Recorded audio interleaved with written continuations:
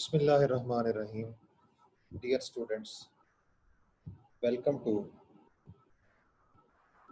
Software project management. आज का हमारा टॉपिक प्रोजेक्ट चार्टर है।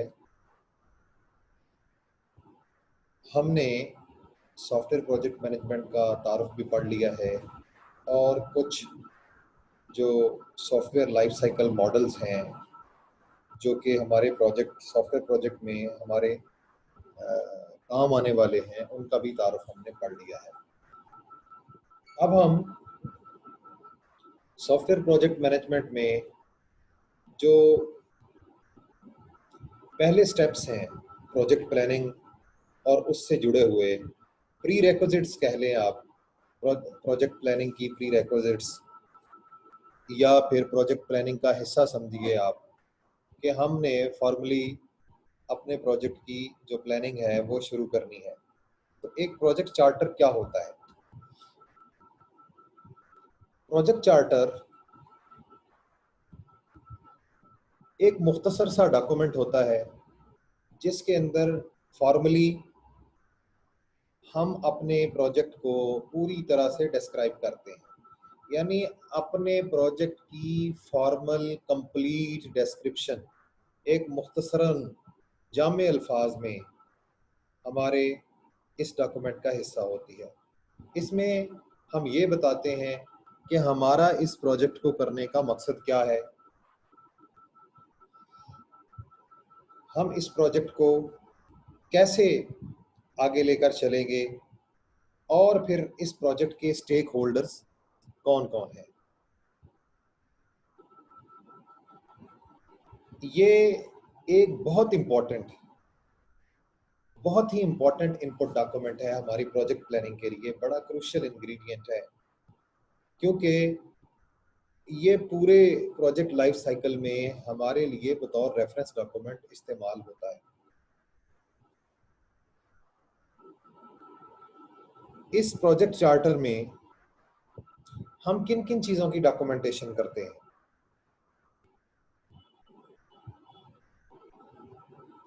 हम सबसे पहले इस प्रोजेक्ट चार्टर में ये लिखते हैं कि हम ये प्रोजेक्ट जो है इसको क्यों कर रहे हैं, इस प्रोजेक्ट की ज़रूरत क्यों पेश आई, why we want to do this project, why this project is necessary, उसकी रीजंस होंगी। फिर हम इस प्रोजेक्ट के मकासद, ऑब्जेक्टिव्स क्या है और कंस्ट्रेंट्स क्या है इस प्रोजेक्ट पर, उनको भी डॉक्यूमेंट करते हैं। फिर हम जो इस प्रोजेक्ट के मेन स्टेक होल्डर्स होते हैं, जिन्होंने इस प्रोजेक्ट में, जिनका किसी न किसी तरह से स्टेक जो है वो ऑन होल्ड होता है, वो सब इसमें मेंशन करते हैं, चाहे वो कस्टमर की तरफ से हों, चाहे वो इस प्रोजेक्ट से जुड़े हुए जो मार्केटेबल हमारे ऑब्जेक्टिव्स हैं उनसे जुड़े हुए हों। हम तमाम मेन जो स्टेक होल्डर्स हैं उनका अहाता कर देते हैं। उसके बाद इस डॉक्यूमेंट में रिस्क्स को आइडेंटिफाई किया जाता है, उनको भी डॉक्यूमेंट किया जाता है। फिर इस प्रोजेक्ट से हमें क्या बेनिफिट्स हासिल होंगे वो भी प्रोजेक्ट चार्टर का हिस्सा होते हैं। फिर हमारे पास बजट कितना है, इसका जनरली एक ओवरव्यू जो है वो भी हम प्रोजेक्ट चार्टर में लिखते हैं। प्रोजेक्ट चार्टर कैसे बनाया जाए, इसके लिए कोई एक यूनिफॉर्म टेक्निक नहीं है।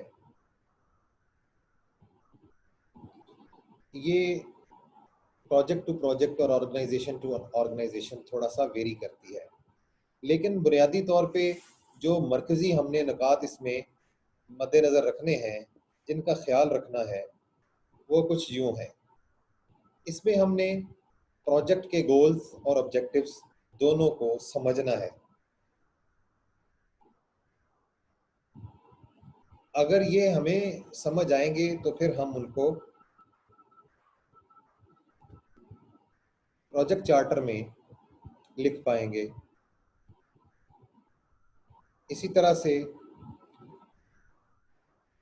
प्रोजेक्ट का जो विजन है उसको हमने आइडेंटिफाई करना है।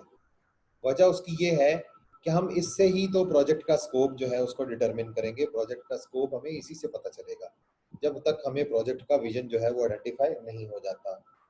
उसके बाद प्रोजेक्ट ऑर्गेनाइजेशन जो है उसको डिफाइन किया जाएगा। How you will organise all these activities in this project, वो डिफाइन होंगी। फिर हमारे प्रोजेक्ट में जो डिफरेंट रोल्स हैं, हर बंदे का क्या क्या रोल होगा जो प्रोजेक्ट से जुड़े हुए लोग होंगे, जिसमें कस्टमर्स हैं, स्टेक होल्डर्स हैं, हमारी प्रोजेक्ट की डे टू डे टीम्स हैं, सबको इसमें लिस्ट किया जाएगा।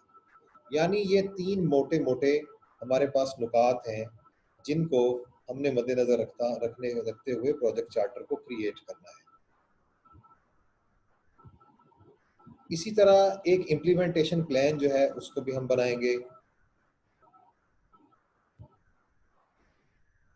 इम्प्लीमेंटेशन प्लान के लिए हमें पिछली तमाम 3 एक्टिविटीज़ को परफॉर्म करना ज़रूरी होगा, क्योंकि जब तक हमें प्रोजेक्ट के गोल्स एंड ऑब्जेक्टिव्स नहीं पता होंगे, जब तक हमें उसके प्रोजेक्ट की जो है वो ऑर्गेनाइजेशन को हम डिफाइन नहीं करेंगे, और जब तक हम एक्टिविटीज़ को प्लान नहीं करेंगे और स्टेक होल्डर्स को आइडेंटिफाई नहीं करेंगे, तो इम्प्लीमेंटेशन कैसे प्लान हो सकती है और उसको कैसे डॉक्यूमेंट किया जा सकता है। फिर चूंकि इस प्रोजेक्ट में आपने कुछ ना कुछ तो डिलीवर करना है, तो इसमें मेजर जो माइलस्टोन्स होंगे उनको आउटलाइन कीजिए, और टाइमलाइन पर वो एक दूसरे से किस तरह इंटरडिपेंडेंसीज उनकी क्या हैं, कौन से माइलस्टोन्स जो हैं किस पे डिपेंड कर रहे हैं, और टीम के कौन कौन से लोग किस किस टीम मेंबर के साथ डिपेंडेंसी में हैं, या स्टेक होल्डर्स की आपस में डिपेंडेंसीज क्या है, इनको भी आउटलाइन किया जाएगा। फिर हमारे इस प्रोजेक्ट में वो कौन कौन से एरियाज हैं जहां हमें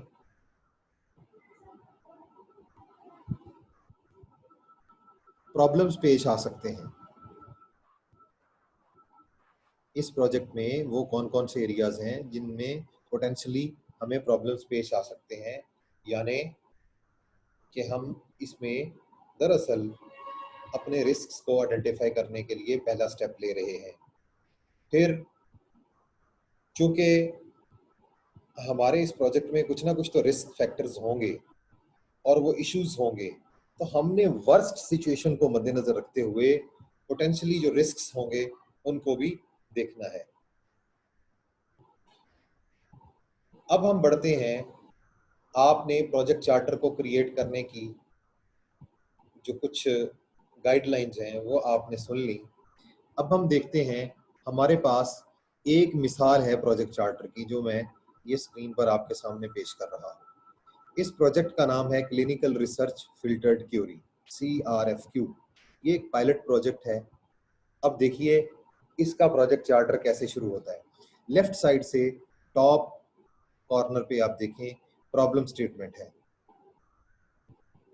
फिर प्रोजेक्ट का स्कोप है, फिर उसके गोल्स हैं, फिर बिजनेस बेनिफिट्स हैं, फिर रोल्स एंड रिस्पॉन्सिबिलिटीज़ हैं, फिर टाइम फ्रेम है, और अगली स्क्रीन पे इसके प्रोजेक्ट डिलीवरेबल्स हैं, फिर मेजरमेंट्स हैं, फिर इसकी अप्रोच है, और एंड पे उसकी पार्टिसिपेंट्स लिस्ट शामिल है। दोबारा वापस आते हैं हम पहले पेज पर। एक बार आपने इस मिसाल को देख लिया है कि हमारे पास जो प्रोजेक्ट चार्टर है वो कैसे ऑर्गेनाइज किया जाता है, कैसे डॉक्यूमेंट किया जाता है। ये 3 से 4 सफ़ों का एक मुख्तसर सा डॉक्यूमेंट है, लेकिन बहुत ही जामे और बड़ा इंपॉर्टेंट और क्रूशल डॉक्यूमेंट है जिसको पूरे हम प्रोजेक्ट लाइफ साइकिल में इस्तेमाल करने वाले हैं। इसमें हम देखेंगे कि प्रॉब्लम स्टेटमेंट वाली हेडिंग में क्या कुछ लिखा गया है। Evaluation of protocol feasibility against patient population, patient recruitment and monitoring, patient population with specific safety conditions are today very difficult to achieve for clinical research organizations. Access to patient information is very fragmented. There are some centralized databases like GPRD, which allows to check specific patient criteria, but this is not sufficient to cover a wider population. EHR offers new possibilities that need to be clarified and piloted. देखें, ये चंद जुमलों में CRFQ pilot project की problem statement जो है वो दे दी गई है कि कैसे जो पेशेंट्स कैसे दाखिल होते हैं अस्पतालों में और उनकी पॉपुलेशन को कैसे मॉनिटर किया जाता है according to the safety conditions. ये सारा यानी प्रॉब्लम स्टेटमेंट या कुछ भी है, इसकी समझ बूझ में जाने की बजाय आप ये देखें कि प्रॉब्लम की स्टेटमेंट कितनी मुख्तसर और जामे दी गई है। 4 से 5 फिक्रों में आपके पूरे प्रोजेक्ट की प्रॉब्लम स्टेटमेंट दे दी गई है। उसके बाद प्रोजेक्ट का स्कोप है। प्रोजेक्ट के स्कोप में यहाँ पर ये क्लियर कट और कैटेगोरिकली मेंशन किया गया है कि हमारे प्रोजेक्ट की हदूदो क़यूद क्या है। तो pilot implementation of a standard service such as CRFQ, a request would be issued by a clinical research organization, be forwarded to healthcare providers, hospitals, third parties like GPRD, other regional or national databases to evaluate patient population against specific criteria. ये पहली project scope की पहली शर्त है।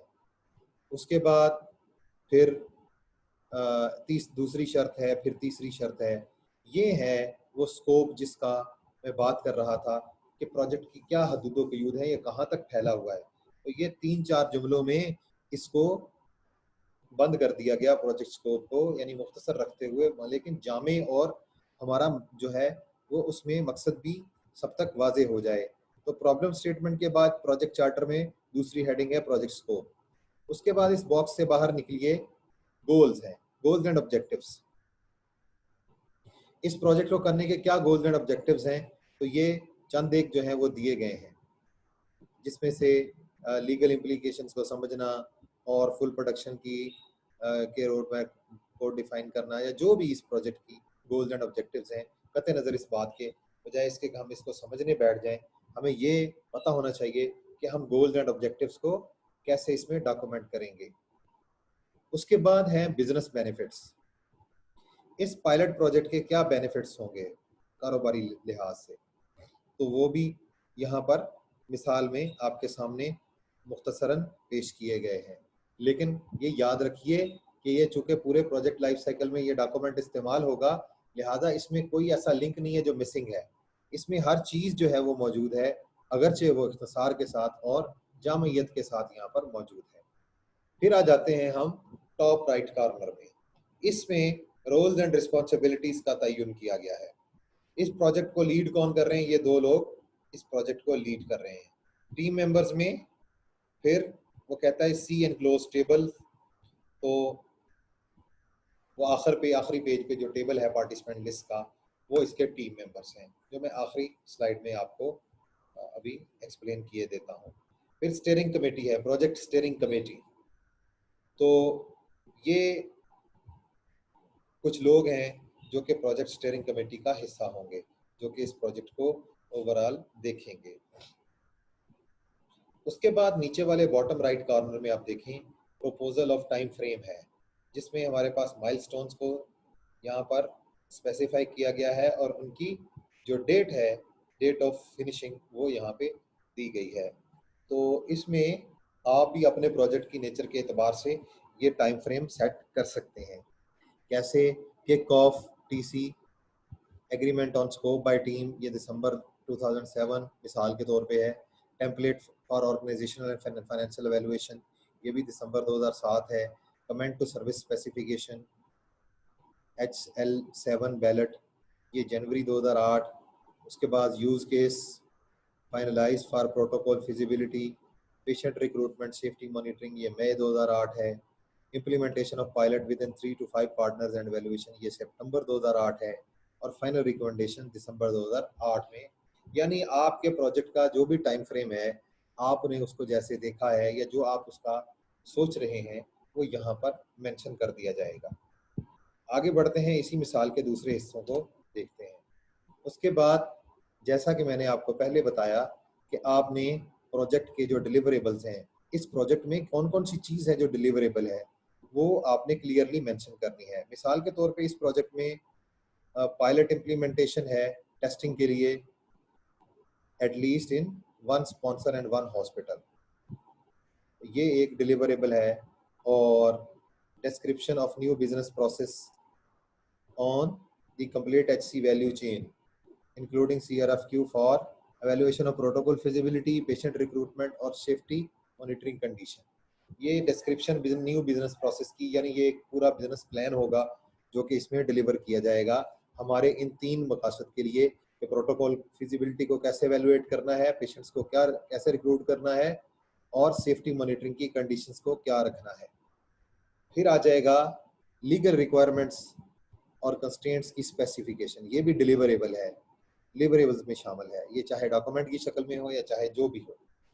फिर estimate of feasibility and cost of for implementation of the service in full production including a road map, ये भी आपने डिलीवर करना है। यानी हमारे इस प्रोजेक्ट में ये डिलीवरेबल्स हैं, ये हमने मेंशन कर दिए। अब आ गया जी कि मेजरमेंट्स। अगर आपके प्रोजेक्ट में कुछ मेजरमेंट्स और उनकी मीट्रिक्स वगैरह शामिल हैं तो आप इस टेबल के मुताबिक उसको बनाइए कि हमारे पास पायलट इम्प्लीमेंटेशन जो है इनकी 2 स्पॉन्सर्स और 2 हॉस्पिटल्स में 2 वेंडर्स के साथ बेसलाइन क्या है, गोल क्या है और